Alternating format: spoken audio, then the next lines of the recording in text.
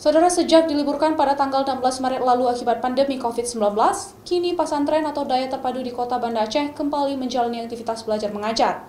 Namun dalam proses belajar mengajar tersebut, seluruh santri wajib menjalankan protokol kesehatan pencegahan COVID-19. Seperti yang terlihat di pesantren atau daya terpadu Insafuddin Kota Banda Aceh.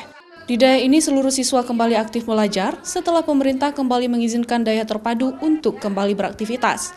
Namun seluruh aktivitas di pesantren yang memiliki lebih 500 santri ini wajib menerapkan protokol kesehatan pencegahan COVID-19.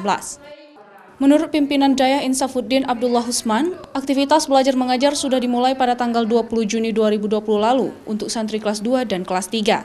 Sedangkan untuk santri baru, proses belajar mengajar baru dimulai pada tanggal 13 Juli 2020, baik untuk tingkat SMP maupun tingkat SMU. Dalam proses penerimaan santri baru, khususnya pada proses santri masuk asrama pada tanggal 11 dan 12 Juli 2020, pihak daya tetap menggunakan protokol kesehatan termasuk mengukur suhu setiap santri baru dan wajib menggunakan masker dalam setiap aktivitas di pesantren. Kemudian tanggal 11-12 ini kita menerima anak baru, yaitu untuk SMA dan SMP. Kita menerapkan protokol kesehatan, yaitu yang pertama bagi mereka diharuskan pemeriksaan screening suhu badan. Kemudian kita sudah menyediakan juga tempat cuci tangan bagi mereka.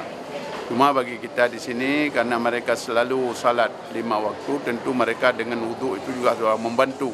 Sementara itu, dalam pandemi COVID-19 ini, Daya Terpadu Insafuddin tetap melaksanakan proses belajar mengajar seperti biasa, dengan jadwal belajar di daya seperti biasa dari pagi hingga malam hari. Mustajab, Kompas TV, Banda Aceh.